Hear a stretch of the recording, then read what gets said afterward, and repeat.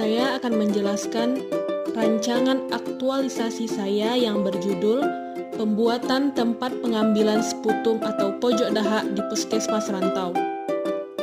Yang saya hormati, Bapak mentor saya yaitu Bapak Abdul Hakim, Escape MM, dan coach saya yaitu Ibu Cut Yuliandra MSI. Perkenalkan, nama saya Siti Balkis AMD Kes, peserta pelatihan dasar CPNS Angkatan 11 tahun 2023, instansi pemerintah Kabupaten Aceh Tamiang. Jabatan terampil Pranata Laboratorium Kesehatan di Unit Kerja Puskesmas Rantau. Berikut profil Puskesmas Rantau. Puskesmas Rantau berada di Jalan Rantau, Desa Alur Cucur, Kecamatan Rantau, Kabupaten Aceh Tamiang. Dengan wilayah kerja 11 desa, yaitu Alur Manis, Alur Cucur, Kebun Rantau, Pertamina, Batu Delapan, Bukit Suling, Kebun Ubi, Durian, Benua Raja, Landuh, dan Bayabedi. Visi Puskesmas Rantau: 1. Mewujudkan pelayanan kesehatan yang bermutu dan profesional. 2. Menggerakkan pembangunan berwawasan kesehatan di wilayah Kecamatan Rantau. 3. Mendorong kemandirian hidup sehat bagi keluarga dan masyarakat di wilayah Kecamatan Rantau. 4. Memelihara dan meningkatkan mutu pelayanan kesehatan, pemerataan, dan keterjangkauan pelayanan kesehatan. Dan yang kelima, memelihara dan meningkatkan kesehatan perorangan keluarga dan masyarakat beserta lingkungannya. Sedangkan misi Puskesmas Rantau ialah terwujudnya pelayanan kesehatan yang berkualitas dan terjangkau oleh masyarakat. Nilai organisasi Puskesmas Rantau ialah ramah, adil, nyaman, terampil, amanah, dan utamakan pelayanan, yaitu disingkat Rantau. Visi, misi, dan nilai organisasi yang ada di Puskesmas Rantau sesuai dengan nilai ASN berakhlak. Berakhlak yaitu berorientasi pelayanan, akuntabel, kompeten, harmonis, loyal, adaptif, dan kolaboratif. Tugas teknis laboratorium. Menurut Peraturan Menteri Kesehatan Nomor 37 Tahun 2012 tentang penyelenggaraan laboratorium Pusat Kesehatan Masyarakat, tugas laboratorium adalah: yang pertama, melaksanakan kegiatan teknis operasional laboratorium sesuai dengan kompetensi dan kewenangan berdasarkan pedoman pelayanan dan standar prosedur operasional. Yang kedua, melaksanakan kegiatan mutu laboratorium. Yang ketiga, melaksanakan kegiatan pencatatan dan pelaporan. Yang keempat, melaksanakan kegiatan kesehatan dan keselamatan kerja laboratorium. Yang kelima, melakukan konsultasi dengan penanggung jawab laboratorium atau tenaga kesehatan lain. Dan yang keenam, menyiapkan bahan rujukan spesimen. Menurut tugas dan jabatan saya sebagai analis kesehatan, adapun isu yang terkait kedudukan dan peran saya di instansi Puskesmas Rantau adalah: yang pertama, tidak tersedianya tempat pengambilan sputum atau pojok dahak di puskesmas. Yang kedua, kurang optimalnya pemeriksaan HIV untuk calon pengantin atau catin. Dan yang ketiga, kerusakan alat yang memperhambat pemeriksaan. Selanjutnya, latar belakang isu. Menurut Peraturan Menteri Kesehatan Nomor 37 Tahun 2012 tentang penyelenggaraan laboratorium Pusat Kesehatan Masyarakat tentang tugas tenaga teknik di laboratorium, salah satunya yaitu melaksanakan kegiatan mutu di puskesmas. Yang kedua, berdasarkan Global TB Report tahun 2022, penyakit tuberkulosis di Indonesia menempati peringkat kedua setelah India, yakni dengan jumlah kasus 969.000 dan kematian 93.000 per tahun atau setara dengan 11 kematian per jam. Dan latar belakang isu yang ketiga, menurut Peraturan Pemerintah Nomor 67 Tahun 2021 tentang tuberkulosis pasal 11, pengendalian faktor resiko melalui pencegahan pengendalian infeksi TBC di fasilitas pelayanan kesehatan dan ruang publik.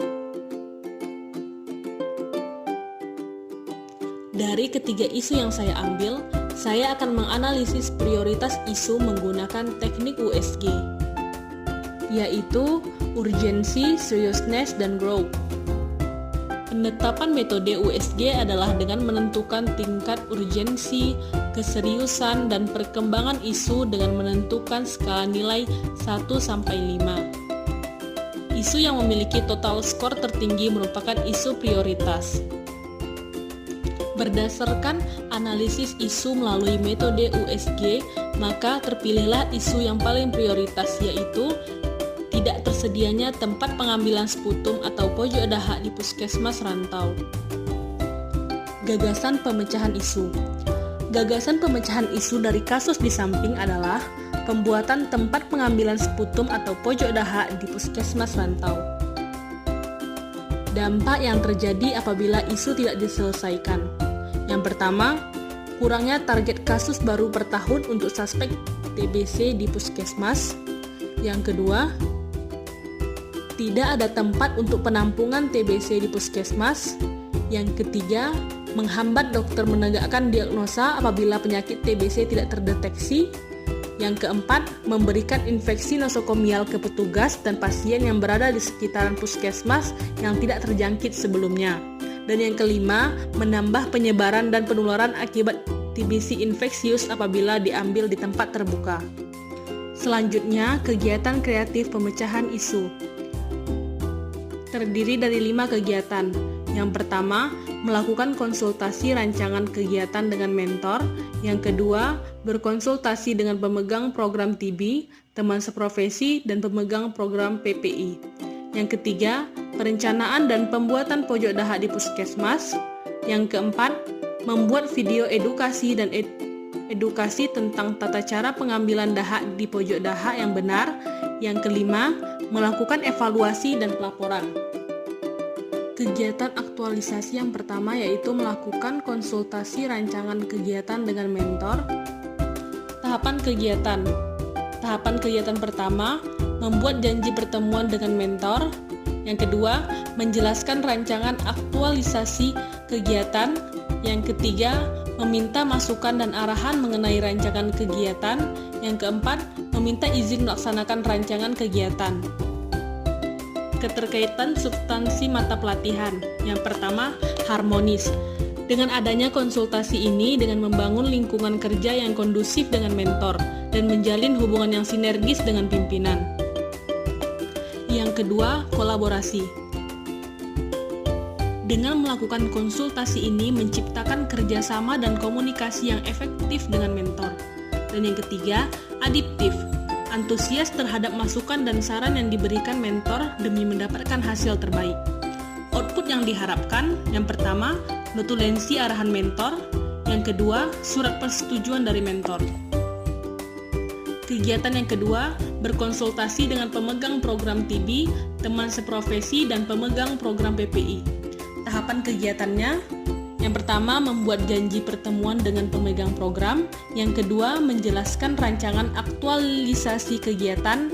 Yang ketiga, meminta masukan atau saran mengenai rancangan kegiatan. Keterkaitan substansi mata pelatihan yaitu harmonis. Dengan adanya konsultasi ini dapat membangun lingkungan kerja kondusif dengan teman kerja dan menciptakan lingkungan kerja yang selaras. Yang kedua, kolaboratif, menciptakan kerjasama dan komunikasi yang efektif dengan teman seprofesi, pemegang program TB dan PPI. Dan yang ketiga, adiptif, antusias terhadap masukan dan saran yang diberikan teman seprofesi, pemegang program TB dan PPI demi mendapatkan hasil terbaik. Output yang diharapkan, notulensi masukan dan saran dari teman seprofesi dan pemegang program TB dan PPI. Kegiatan yang ketiga, perencanaan dan pembuatan pojok dahak di puskesmas. Tahapan kegiatannya, yang pertama, mencari referensi contoh pojok dahak yang baik. Yang kedua, merancang pembuatan pojok dahak di puskesmas. Yang ketiga, survei lokasi pembuatan pojok dahak. Dan yang keempat, pembuatan pojok dahak dan dokumentasi. Keterkaitan substansi mata pelatihan. Yang pertama, kompeten. dengan terus belajar mencari referensi tentang pembuatan pojok dahak yang baik, akuntabel, transparan dalam menyampaikan rancangan kegiatan yang dilakukan. Dan yang ketiga, loyal, yaitu bertanggung jawab menyelesaikan pembuatan pojok dahak sesuai dengan agenda. Output yang diharapkan, mendapatkan desain referensi pojok dahak yang baik. Yang kedua, rancangan kegiatan yang dibuat. Dan yang ketiga, dokumentasi tempat yang disurvei. Keempat, membuat video edukasi dan edukasi tentang tata cara pengambilan dahak di pojok dahak yang benar. Tahapan kegiatannya yaitu melakukan konsultasi dengan semua pihak terkait pembuatan pojok dahak, membuat video edukasi pengambilan dahak yang benar, menguploadnya di YouTube, dan terakhir, melakukan edukasi ke masyarakat tentang adanya pojok dahak di puskesmas. Keterkaitan substansi mata pelatihan. Yang pertama, harmonis, membangun hubungan yang sinergis dengan masyarakat, teman seprofesi, pemegang program. Yang kedua, kompeten, terus belajar memperdalam ilmu di bidang digital dalam pembuatan video. Yang ketiga, adiktif, yaitu terus berinovasi dengan menyesuaikan perubahan yang ada seperti meningkatkan kemampuan digital di berbagai aspek. Dan yang terakhir, berorientasi pelayanan, berusaha semaksimal mungkin meningkatkan kualitas mutu pelayanan dengan mengedukasi ke masyarakat. Dan yang terakhir, melakukan evaluasi dan pelaporan. Tahapan kegiatannya, melakukan konsul evaluasi dengan semua pihak terkait memonitoring kegiatan pelaksanaan pembuatan pojok dahak. Yang kedua, melaporkan kendala dan hambatan terkait pembuatan pojok dahak. Keterkaitan substansi mata pelatihan. Yang pertama, kolaborasi, menciptakan kerjasama dan komunikasi yang efektif dengan mentor, teman seprofesi, pemegang program TB dan PPI. Yang kedua, akuntabel, bertanggung jawab, transparan dan jujur melaporkan hambatan dan kendala yang terjadi dalam pembuatan pojok dahak. Output yang diharapkan. Yang pertama, hasil konsultasi dengan semua pihak disertai dokumentasi. Yang kedua, hasil laporan memonitoring pembuatan pojok dahak. Yang ketiga, hasil evaluasi kendala dan hambatan yang terkait pembuatan pojok dahak. Agenda aktualisasi yang pertama, melakukan konsultasi rancangan kegiatan dengan mentor. Tanggal rancangan agenda pertama yaitu tanggal 14 sampai 28 Juni. Agenda kedua, berkonsultasi dengan petugas program TB, teman seprofesi dan pemegang PPI. Tanggal rancangan agenda yaitu tanggal 30 Juni sampai 7 Juli. Agenda aktualisasi yang ketiga, perencanaan dan pembuatan pojok dahak di Puskesmas Rantau dari tanggal 10 sampai 30 Juli. Agenda aktualisasi yang keempat, membuat video edukasi dan edukasi tentang tata cara pengambilan dahak di pojok dahak yang benar dari tanggal 1 sampai 12 Agustus. Dan yang terakhir, melakukan evaluasi dan pelaporan kepada mentor dari tanggal 14 Agustus sampai 31 Agustus. Cukup sekian yang dapat saya sampaikan. Lebih dan kurang saya mohon maaf. Saya akhiri dengan wabillahi taufiq wal hidayah. Wassalamualaikum warahmatullahi wabarakatuh.